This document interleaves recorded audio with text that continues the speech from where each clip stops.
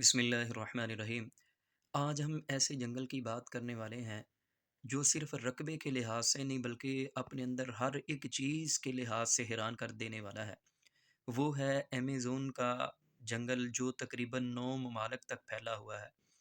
لیکن اس جنگل کا جو زیادہ رقبہ ہے وہ برازیل ملک میں موجود ہے۔ اس جنگل کا تقریباً جو کل رقبہ ہے وہ 55 لاکھ مربع کلومیٹر ہے۔ ناظرین، اگر آپ کو یہ نہیں سمجھ آئی فیگر تو میں آپ کو آسانی سے سمجھاؤں کہ پاکستان کا کل رقبہ 7,25,000 مربع کلومیٹر ہے۔ یعنی پاکستان سے بھی یہ جنگل 25-30 گنا بڑا ہے، زیادہ ہے رقبے کے لحاظ سے۔ ایمیزون یونانی لفظ سے نکلا ہے جس کا مطلب ہے جنگجو لڑکی، لڑاکا عورت۔ دنیا کی 20% آکسیجن بھی یہی جنگل ہمیں پرووائڈ کرتا ہے۔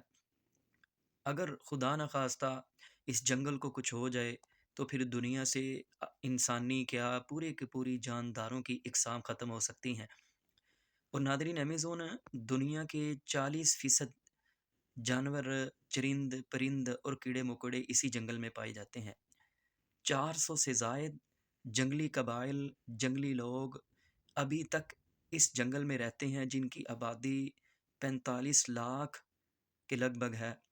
اور ناظرین، یہ جنگل اتنا گھنا ہے، اس قدر اس میں اتنے درخت، پودے اور بڑے بڑے عجیب و غریب قسم کے پتے اور ایسے جانور ہیں کہ کچھ علاقوں میں سورج کی روشنی نہیں جاتی، دن میں رات جیسا منظر ہوتا ہے۔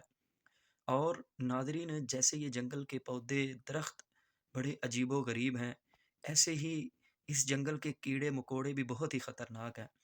اگر خدا نخواستہ کئی تو اتنے زہریلے ہیں، وہ اگر ایک دفعہ انسان کو ڈس لیں، کاٹ لیں تو انسان کی اچانک موت بھی ہو سکتی ہے۔ اور ناظرین، ایک ایسی چیونٹی بھی ہے جس کو بلٹ آنٹ کے نام سے جانا جاتا ہے۔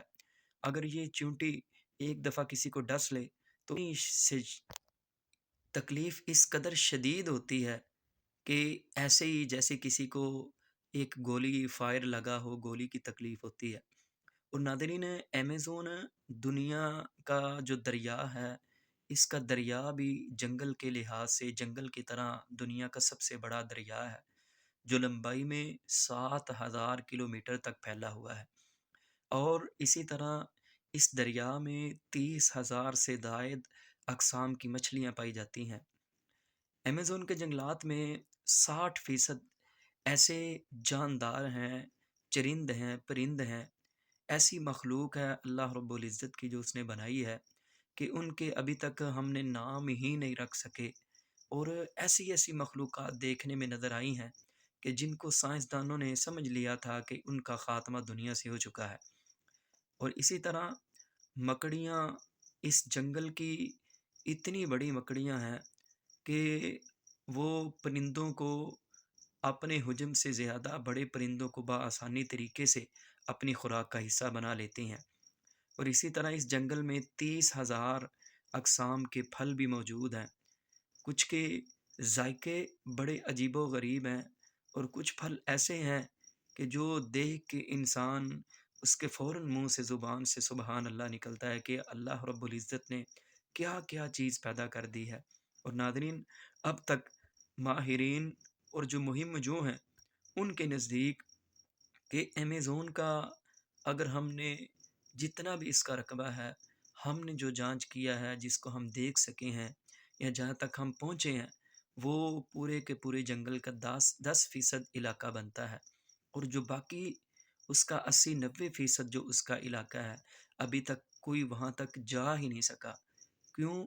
کیونکہ وہاں پہ اس قدر عجیب و غریب قسم کے پودے، پتے اور بہت ساری ایسی عجیب و غریب قسم کی چیزیں ہیں کہ انسان کو اپنی جان خطرے میں ڈال کر ہی یہ مہم وہ سر کر سکتا ہے۔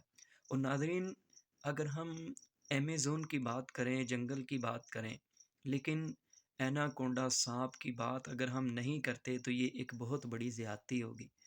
یہ ایناکونڈا سانپ اپنی لمبائی کے لحاظ سے اور اپنے شکار کے لحاظ سے بھی اپنی الگ ہی پہچان رکھتا ہے۔ ناظرین، یہ ہرنی کے بچے جتنے شکار کو بآسانی طریقے سے جکڑتا ہے، پکڑتا ہے اور پھر اس کو اپنی خوراک کا حصہ بنا لیتا ہے۔ اور کچھ تو ایسے بھی سانپ جو لمبائی میں تقریباً 35 سے 40 فیٹ تک ان کی لمبائی جانچی گئی یا دیکھی گئی ہے، اس قدر لمبے اور بڑے جو سانپ ہیں وہ ایناکونڈا میں راج جو وہ ایمیزون جنگل میں راج کرتے ہیں۔